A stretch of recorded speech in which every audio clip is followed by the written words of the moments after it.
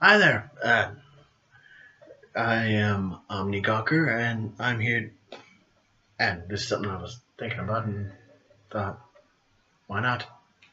So I'm just gonna say this. And anyway, we'll be doing a reading of chapter one of math of hang on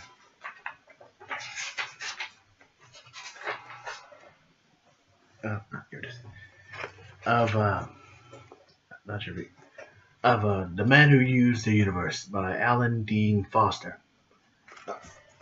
Now this book was published back in 1983, and well, that's all I know. That's all I. That's pretty much all I'll say. That's pretty much all I know about the guy and this book, really. Although, quite frankly, I did read it for quite a bit sometime, but I'm just gonna get right down to it. Read up to, read chapter one and be done with it. See what you guys think, right? Yeah, why not?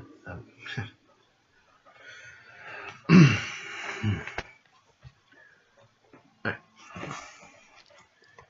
Chapter one. Okay. It's very old, the protection racket. Saw murder, prostitution graft, and a number of other sordid frailties that technology cannot seem to cure. These faults are not exclusively human. They're found in other intelligent races, but in mankind a technological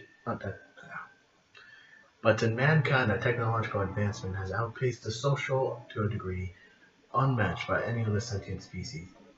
Longevity institutionalizes vice as well as virtue. Sex has been for sale longer than salvation. Stealing money has always been more popular than working for it. It was inevitable that maturing society, unable to eliminate such ills, would learn to cope with them. Government was agreeable. Anything which can be coped, which anything that anything which can be coped with can be formalized, and anything which can be formalized can be taxed. So it was that Keys van Macklin found himself outside a simple shop front in Commercial Corridor B with a 100-kilometer-long cylinder that was the city of Cluria, and considered how to go about killing his first man. There wasn't much of a crowd milling about the darkening street. It was light in the afternoon, almost evening, close to closing time for most shops and businesses. Feeble light fell through the transparent arching roof of the city, dirty yellow after its fight with the pollutants trapped beneath the permanent inversion layer that covered most of the world. Within the parallel enclosed tubes that comprised the cities, the air was reasonably fresh. The builders of Evenwaite's great industries had long ago given up on trying to prevent the poisoning of the atmosphere.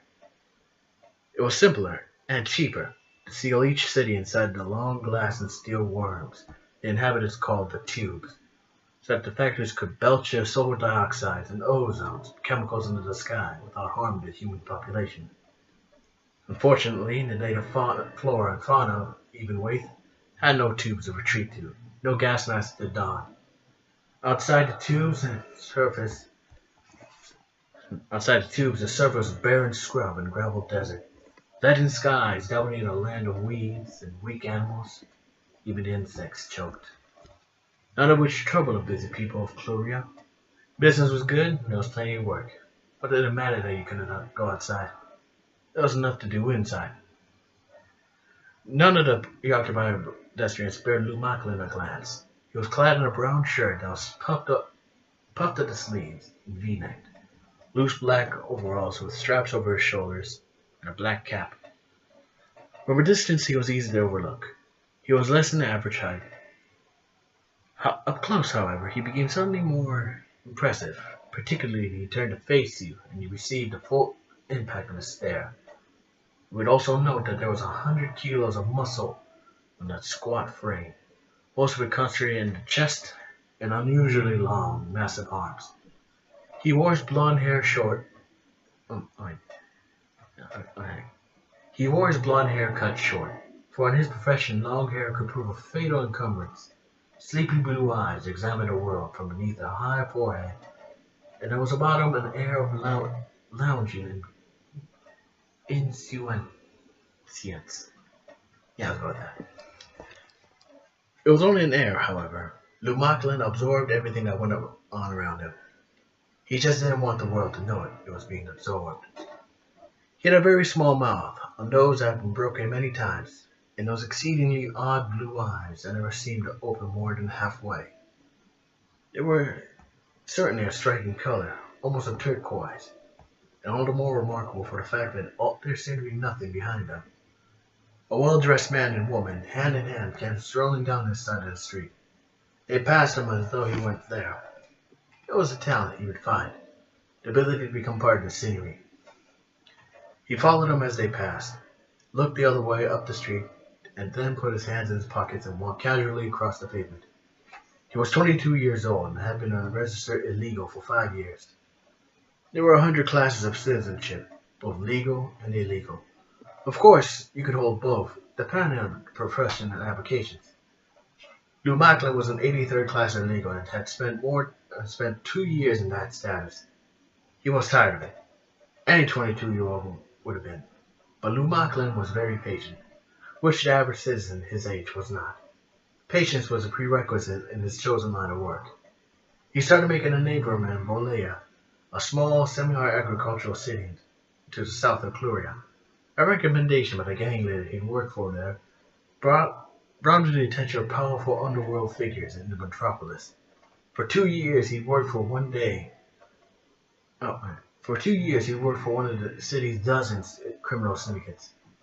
He learned the methodology of operating a large illegal concern. Learned it well, despite warnings from associates not to study beyond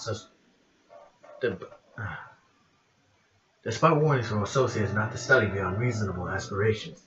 He'd ignored them. Thus far it hadn't caused him any trouble. He wanted to be ready when the inevitable suggestion of promotion came along. He punched in the code on the plastic button set in the security door. The code had been provided for him by the syndicate's computer.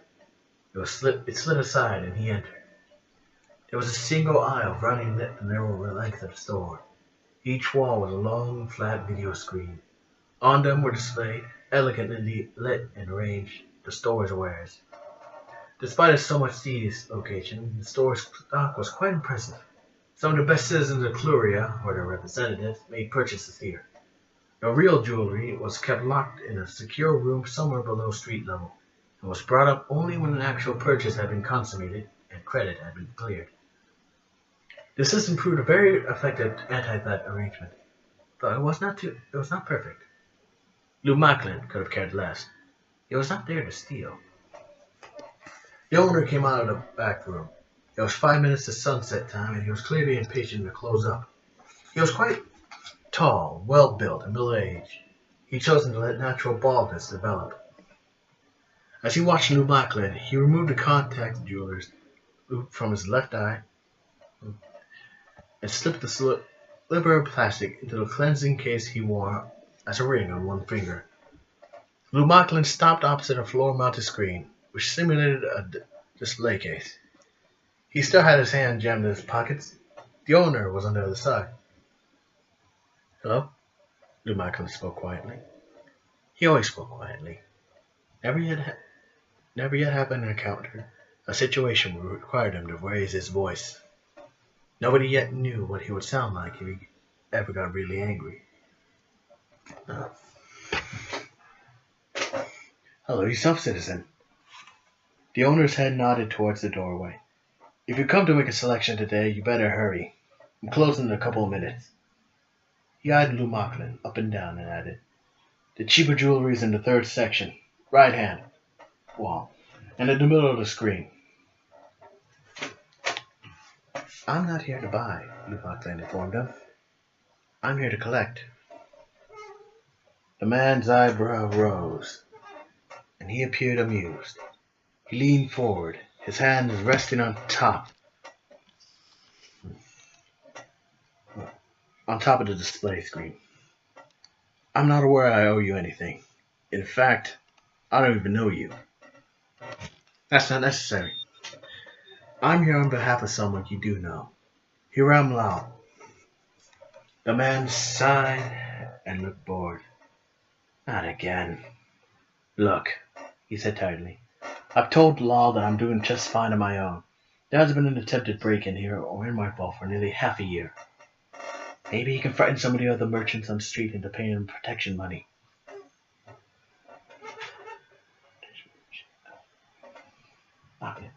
The police in this section of the tube are reasonably honest and efficient. And I haven't had any trouble. I'd rather pay the police anyway.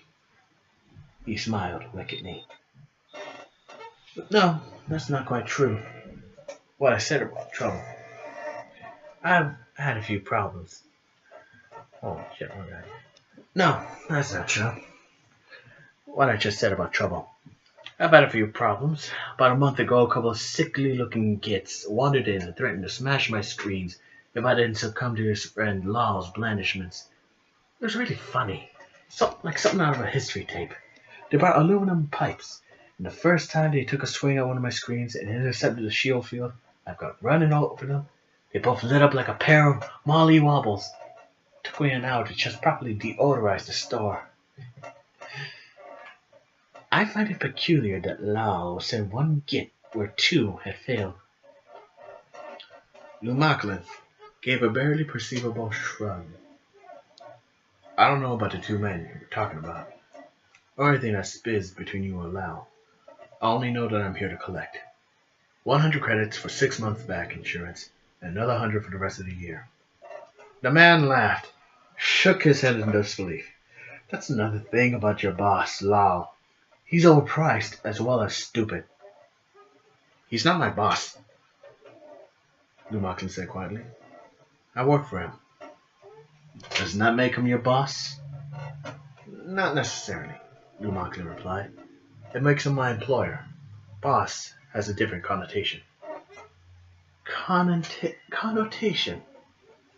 Murmured a smiling owner. Oh, I get it. He sends along two idiots with aluminum bars to try and beat me into submission.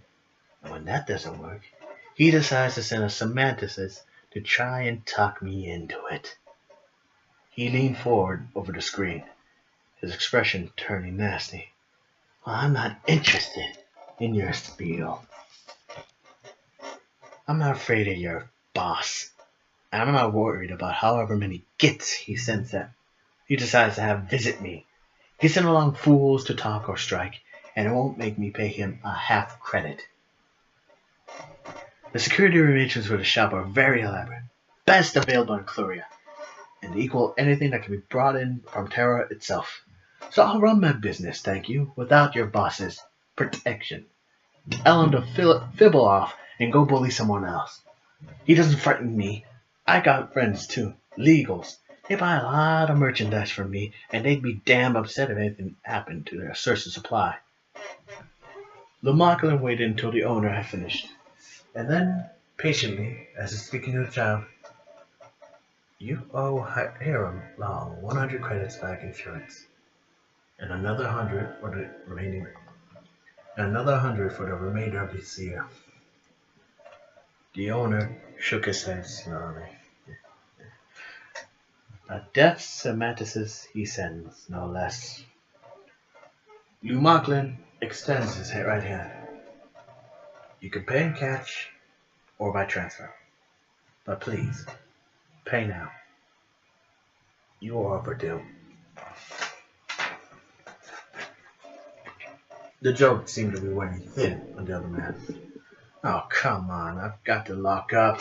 Why don't you just leave while you're still in one piece and go to other git you work for? It would be a hell of a lot cheaper for him to just leave me alone. If you don't pay me right now, Lumaklan told him, I'm going to have to kill you. This declaration was made in such a calm, utterly emotionless tone that the shop owner's expression twisted. He lost his half smile, replaced it with half a frown, and ended up only looking baffled.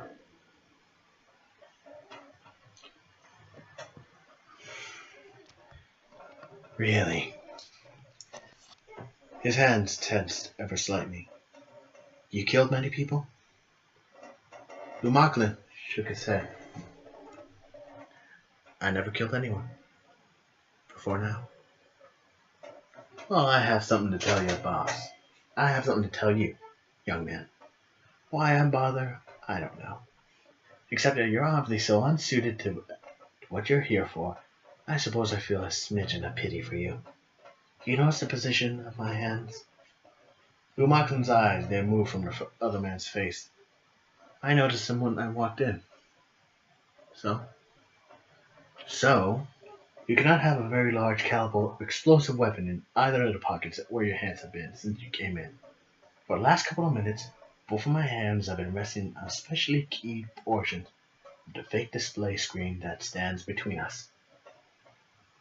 This keyed screen runs directly into the power control which operates this door, which in turn is linked to Power 2 Power Central. If you're holding a ray weapon on me, it won't have sufficient power to knock me aside either. Shall I fall forward in my hands I come in contact with the lower portion of this screen, any part of it, the metal meshing which underlies the entire aisle on which you are currently standing on, will instantly become electrified. Very strongly electrified, I might add. He peered downward. I see you're not wearing insulated footwear. The nasty grin returned. You may kill me, but you'll end up just another cinder on the floor, just like the other two your boss sent after me. Only you'll dance longer. So why don't you just leave? One hand edged slightly downward toward the activated portion of the display screen. Because if I slip, or if I get tired of this little conversation, you won't have the chance to leave. What makes you think, asked Lou Marklin curiously, that I don't have an explosive or projectile weapon of sufficient power in my pockets? Amateurs, the owner snorted. That's all I should expect of them all, I suppose. Amateurs. You poor git. Even I can see that your hands aren't clenched around anything. Even if one of them was, I don't think the pockets on that cut of trousers are large enough to hold a decent-sized weapon. To top it off, you're not directly facing me. You could turn quickly, I'm sure. Physical dexterity is usually present where agility is not. Or I could fall forward faster. Want to put it to the test? No, said Lou Marklin with a half smile. I don't think so. It wouldn't do me any good, because you're quite right. I don't have a projectile weapon in either pocket. I thought so, said the owner, exuding self-satisfaction. More stupidity for you, though. You silly, ignorant little git. His wrist tended to bulge against the skin as he prepared to slide his hands forward. But there was a sharp, small explosion. Everything happened very quickly. The owner's hands never moved a centimeter downwards. One moment he was standing there, leaning over the invisible proximity field emanating from the display screen, and the next it was half embedded in the fiber stone wall screen behind him. Sandwiched in amongst projections of necklaces and tiaras, smoke rose from the black cavity that had been his chest, where the 12-centimeter long rocket had blown up. The rocket had come out of the hollow, thick sole of Lou Marklin's right shoe, which had been pointing at the owner ever since his visitors entered the shop. It was only natural for a shortish fellow to wear lifters on his footgear. A very difficult shot, guessing the angle from the floor upwards. Lou Marklin was a very precise person, and he practiced hard. He believed one should know the tools of his trade. He walked around the display screen and examined the body of the jeweler. The man's eyes were wide open, arms and legs were spread-eagled, and the wall cupped the body, indenting it like an expensive contour couch would. Lou Marklin checked the hole in the man's chest. He knew there would be a large cavity on the side, as well as a sizable gap in the wall. The little rocket was very powerful. There was no need to pry the body out of the wall to check the rocket's progress beyond. There was no point in touching the dead man. The syndicate computer was well versed in the techniques of protection used by individuals and shopkeepers. Lou Marklin had studied what was known for the store systems for days before deciding on the right weapon to counter it with. He could have simply walked in and fired, of course, but he felt obligated to make one last try to obtain Law's money. Law had insisted on that, wanted to make an example of the arrogant jeweler. Good advertisement, he called it. But Lou Macklin was thorough, and it seemed to him he ought to try to collect just the same. It hadn't worked. Now, there were things to do, procedures to follow. He turned and left the store, careful to close the door behind him. A double glance showed a deserted street. It paid to be cautious. The store owner was right when he said that the police in this district were notoriously honest.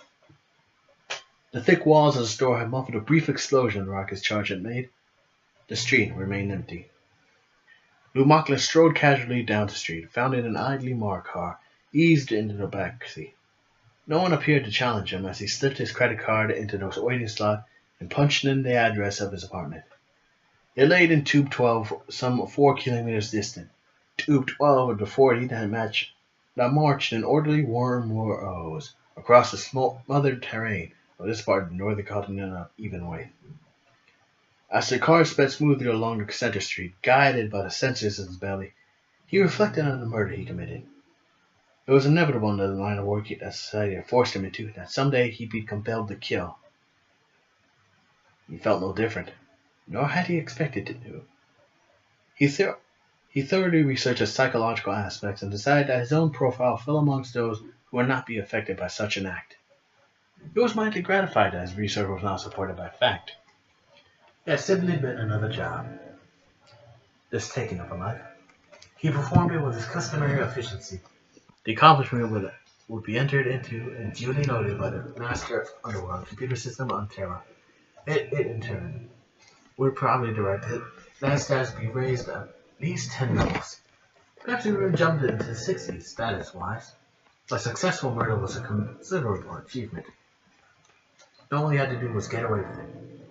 And that seemed no more complicated than calculating the angle at which to fire the foot rocket. Another car came up alongside his. The single passenger was a Mauritian, and the large, ungainly ornithorpe was obviously cramped by the modest dimensions of the Mar car. Its cab was not designed to accommodate the alien's 2.5-meter height, nor the enormous splayed feet with their gaudy and elaborate tied multicolored ribbons. Charming folks, the Mauritians. They were very gregarious, even across racial lines, and had mixed easily with mankind since the first mutual encounter several hundred years ago. The one in the cab was male, easily identified by the bright red jowls which ran down the long neck, and by the crest of promenaded feathers running from the forehead down to its back. The various pouches were slung across the broad back, and the long, feather-rimmed fingers were running through the contents of one. The cab pulled away and accelerated down the main street. Lou Macklin leaned back into his seat. He found the Mauritians interesting, but then his appetite for knowledge had always been non-specific. He was interested in everything. The cab pulled away. Wrong paragraph. The soft, insistent tone came from inside his left corporal pocket, from the device he'd been holding in the jewelry store, which the deceased owner had suspected was a weapon. He pulled it out. The small, flat plate was about 2 centimeters square. 3 LEDs pimpled the top, red, yellow, and purple. The purple light was blinking steadily now, in time to the beeping. Lou Macklin stared at it, then touched the controller on his side. The beeping and flashing ceased. He thought rapidly for several minutes, then punched the standby button on the Mar car's computer.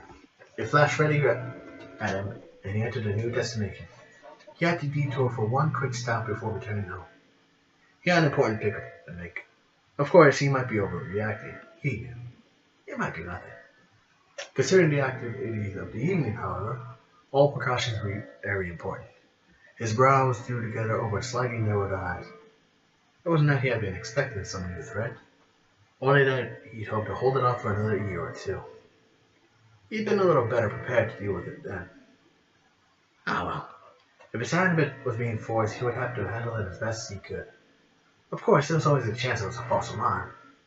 If that was the case, and his detour proved unnecessary, he would restore the pass with little difficulty and only slight chance of being detected.